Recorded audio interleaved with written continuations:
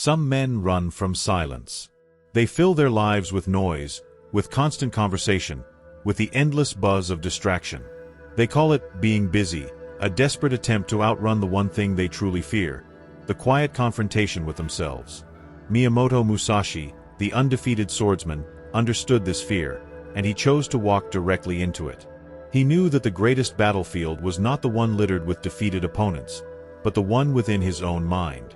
His life as a wandering ronin was a deliberate act of solitude, a forge where his spirit was tempered and hardened. He forsook the security of a lord and the comfort of a home, choosing instead a path that stripped away every external crutch. It was in this raw, unadorned state of being that he could finally see the full, ugly truth of his own weaknesses. The anger that drove his early duels, the arrogance that blinded his youth, the fear that whispered in the dark. He didn't distract himself from these shadows. He sat with them, observed them, and turned them into fuel. This practice of internal confrontation led Musashi to a profound state known as mushin, or no mind. It is the emptiness that is not a void, but a canvas awaiting a brushstroke. A mind free from the clutter of fear, ego, and overthinking. He didn't clear his mind by escaping reality, but by confronting it so completely that he transcended it. In his duels, this state allowed him to move with a devastating, intuitive grace, his body acting before his conscious mind could form a thought. He became one with the moment, a pure expression of action. The space between his opponent's intention and his own counterstrike vanished. This was the ultimate victory, not over his enemy, but over the internal chaos that paralyzes lesser men. This silent war, fought day after day in the stillness of his solitary life, was the real source of his power. It was the brutal, unromantic work that made him invincible. He didn't just fight battles. He became the battle. The solitude was his dojo, the silence his greatest teacher. This is the truth many refuse to accept. You cannot become a master until you are willing to face the enemy that lives within you, and there is no better place to meet that enemy than in the unforgiving mirror of your own solitude. Musashi's solitude wasn't a retreat from the world, it was a way to see it more clearly. In his wanderings, he learned to practice detachment, a core tenet of his philosophy. He did not cling to material possessions, reputation, or even life itself. He learned to view everything as transient, like the seasons changing or a cloud passing in the sky. This mindset was not about indifference, but about liberating himself from the emotional weight that clutters the mind. He knew that attachment, whether to a weapon, a victory, or an outcome, was a weakness an opponent could exploit. By practicing detachment, he was free to move with a devastating lack of hesitation. His goal was not to win at all costs, but to act without being chained to the results. It was the difference between a sword stroke fueled by desperation and one that is a pure, unburdened expression of will. This freedom allowed Musashi to see with a clarity few possess, the ability to observe the essence, not the appearance. While others focused on an opponent's stance or the flash of their blade, Musashi looked deeper. He saw their fear, their arrogance, their impatience, the internal weaknesses that would ultimately lead to their defeat. This was a skill honed by his life of solitary observation, a practice of seeing the world as it truly is, without the noise of his own desires or judgments. His victory over Sasaki Kojiro on Gonryu Island is the perfect example. Kojiro, consumed by vanity and impatience, was so focused on his long, spectacular sword that he missed the simple, brutal truth of Musashi's strategy. Musashi's victory came before the swords even clashed, because he had already defeated his opponent's spirit. Musashi's final principle was to live with intention and die without regret. For him, life was a continuous practice, and every action, no matter how small, was a part of that practice. He didn't waste a moment, because he knew that a warrior's life was short and could end at any time. This urgency transformed his every breath into a purposeful act. There was no room for procrastination, no time for half-hearted efforts. This isn't about rushing, it's about being present, fully engaged in the task at hand. His life wasn't a series of random events, but a deliberate, focused journey. His final work, the Dakoto, or The Path of Walking Alone, was a list of 21 precepts he wrote shortly before his death. They are a testament to a life lived without compromise, a guide for a person who wants to face death with peace and a deep sense of having lived a full life. Musashi didn't just teach people how to fight, he taught them how to live.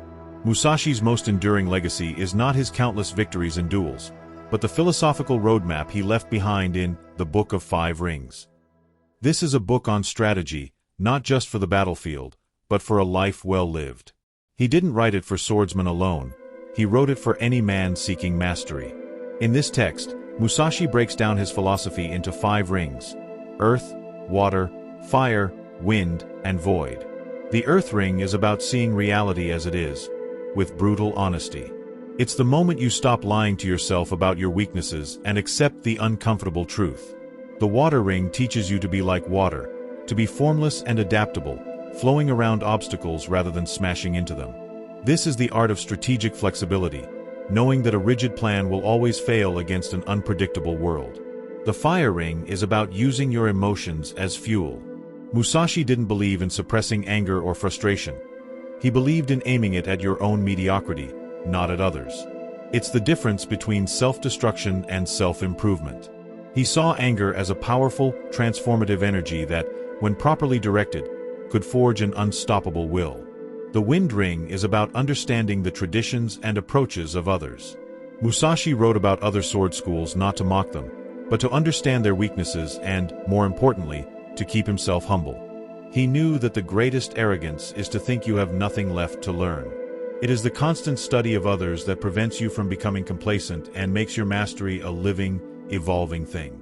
Finally, the void ring is where true mastery is found. It is a state of being where the struggle is no longer a struggle, but a natural, effortless part of your life. It is the point where discipline becomes instinct and the internal war becomes your very nature. This dual path of the warrior and the artist is the core of Musashi's genius, the sword and the brush. He was not just a master of violence. He was a master of calligraphy, painting, and sculpture. This duality shows us that a complete life requires a balance of seemingly opposite forces: the brutal strength of the sword and the gentle sensitivity of the brush. It is the union of masculine and feminine energies, of destruction and creation. He understood that true power is not just about defeating an enemy, but about creating something beautiful. His art was not a distraction from his fighting, but an extension of it. It was his way of taming the ferocity of his spirit and channeling it into something elegant and lasting. He teaches us that you can be a ruthless warrior and a sensitive artist at the same time. In fact, you must be both to achieve true mastery. This path of balancing brute force with creative spirit is what separates a true master from a mere practitioner. True greatness demands a price. For Musashi, this price was paid in solitude and sacrifice, a currency few are willing to exchange for comfort and a normal life. He understood that to achieve the extraordinary, you must renounce the ordinary. This wasn't a punishment but a deliberate choice. He gave up the security of a settled life, a family, and a home, not because he was unfeeling, but because he was ruthlessly devoted to his purpose. This act of renunciation was not a rejection of life but a purification of it, a stripping away of everything that would hold him back. He was a man who lived to fight, and to fight at the highest level, you cannot be burdened by the weight of external attachments. His sacrifices forged a spirit as sharp as any blade, a mind free from the tangled web of a conventional existence. This radical commitment to his art was anchored by an inflexible discipline. Musashi's daily routine was a testament to his unwavering will. He did not wake up feeling motivated every morning.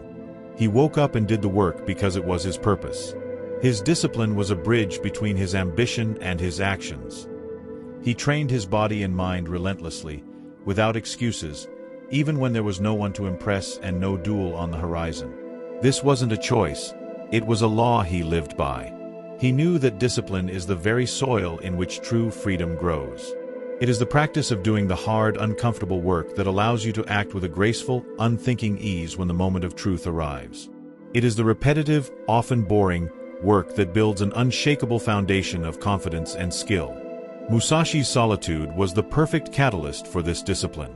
It eliminated all the distractions and excuses that lesser men use to justify their laziness. There was no one to talk to, no one to blame, and nowhere to hide. He was his own master, his own teacher, and his own judge. The silence forced him to confront his own procrastination and weakness, to become brutally honest about his shortcomings.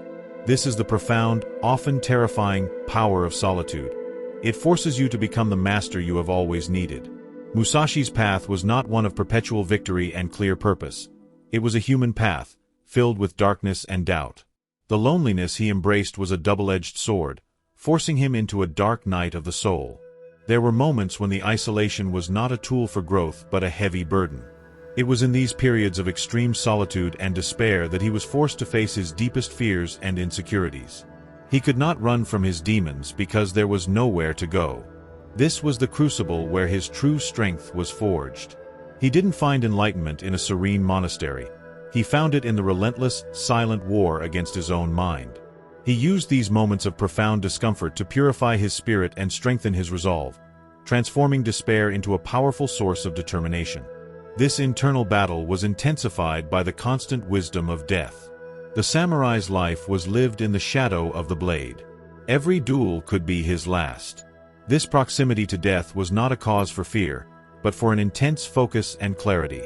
It taught him to value every moment, to make every choice with intention, and to live without regret. Death was not the enemy. It was the ultimate teacher.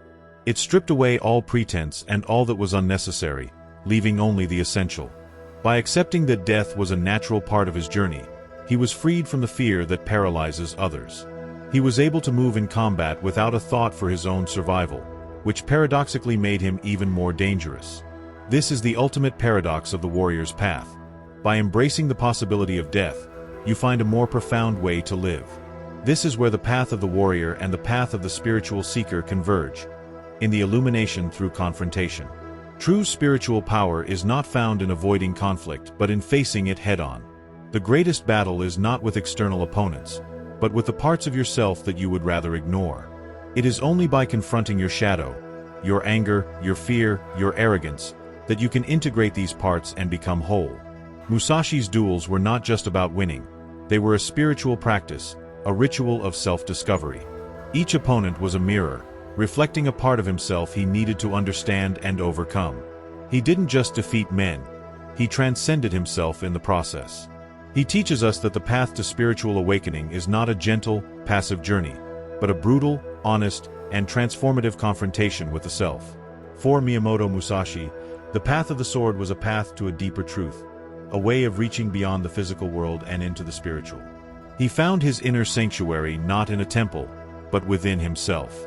Through years of meditation and contemplation in the quiet of nature, he learned to silence the chaotic chatter of his mind and connect with a profound stillness at his core. His solitude was not an absence of company, but a powerful presence, the presence of his own spirit, refined and purified. This internal sanctuary was his true home, a place of peace he could carry with him into any battle, a refuge from the external storm. In this sanctuary, he engaged in a dialogue with the void. The void, as he described it, is not a mystical emptiness but the space where human knowledge ends and true wisdom begins. It is a state of mind free from delusion and bewilderment. In the silence of his solitude, Musashi used contemplation and introspection to listen to the voice of the universe. This was not a passive act. It was an active listening, a deep immersion into the unspoken language of nature and intuition. He learned to perceive what cannot be seen, to understand the subtle rhythms that govern all things, from the timing of a duel to the rise and fall of a dynasty. The void was not a place of nothingness, but a source of profound clarity and boundless potential. Ultimately, Musashi embodied the warrior as monk.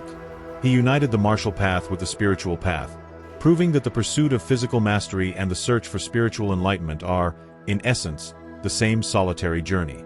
His life was a testament to the idea that true strength is not found in dominating others, but in mastering yourself. He lived a life of austerity and discipline, not as a punishment, but as a practice of self-purification. Every sword stroke was a meditation, every duel a spiritual lesson, and every moment of his lonely journey was a step closer to the divine.